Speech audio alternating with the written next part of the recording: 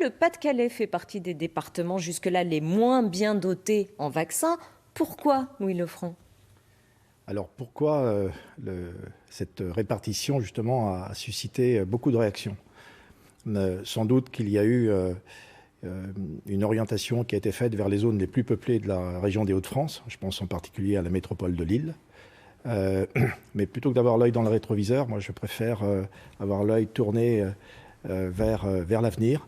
Et donc l'écart dont vous parliez tout à l'heure, madame, voilà, qui représente un écart au regard du poids démographique du département par rapport à la région des Hauts-de-France, eh bien, il a été comblé ne serait-ce qu'avec cette opération du week-end. Maintenant, ce qui m'intéresse, moi, et ça intéresse bien évidemment les élus et la population, c'est de rester sur cette dynamique positive. Et je peux d'ores et déjà vous dire que le week-end prochain, on va la renouveler, cette opération, et autant de fois que nécessaire, jusqu'à ce que cette spirale pandémique qui touche particulièrement le Pas-de-Calais soit enrayée et qu'on retrouve un mois d'avril un petit peu plus radieux que celui dans lequel nous nous trouvons en ce moment. Mais alors, pourquoi fermer les 3 grands vaccinodromes qui avaient ouvert leurs portes ce week-end? C'est parce qu'on n'a pas assez de doses pour poursuivre? C'est une opération d'abord coup de poing. Une opération coup de poing. Donc, comme son nom l'indique, elle a été organisée avec un approvisionnement en doses tout à fait exceptionnel pour le week-end. Ça nécessite quand même l'ouverture d'un grand nombre de centres. Il y en a 23 dans le Pas-de-Calais, plus ces 3 centres, alors j'aime pas le mot vaccinodrome, 3 centres de grande envergure qui ont été ouverts. Et donc ça faisait en tout un ensemble de 26 centres, mais ça mobilisait quand même énormément de médecins, d'infirmiers, de sapeurs-pompiers. Et il fallait aussi que la ressource médicale soit disponible.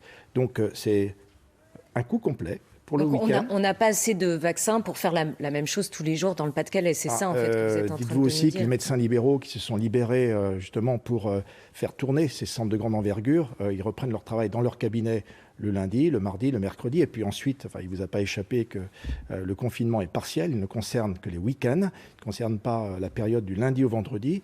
Et en conséquence, la réponse que nous, on entend apporter, notamment le week-end, les week-ends, les gens sont confinés.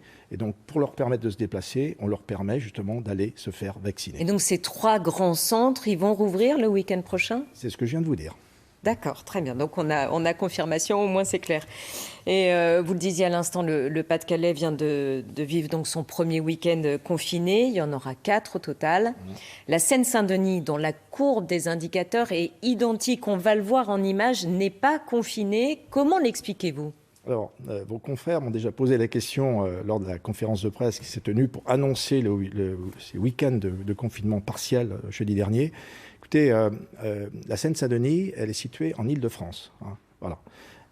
S'il avait fallu confiner la Seine-Saint-Denis, il aurait fallu confiner l'Île-de-France.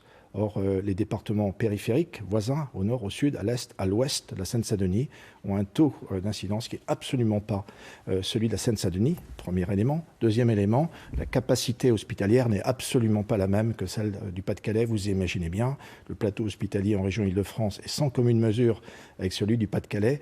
Et d'ailleurs, quand vous montriez tout à l'heure l'opération Mousquetaire à Marques et à Dunkerque, il a fallu ce matin même organiser le départ de 3 patients vers le centre hospitalier de Limoges, 2 de Dunkerque, 1 de Calais. Et ça va continuer, ces évacuations sanitaires, il y en aura d'autres? On n'a pas le choix, madame. Vous savez, on a un taux d'hospitalisation de 91%. C'est énorme. On est à la limite de ce que l'on peut faire dans notre système hospitalier, dans le département du Pas-de-Calais. Le Premier ministre, il faut tenir. Merci beaucoup, Louis Lefranc, d'avoir accepté de répondre à mes questions ce soir.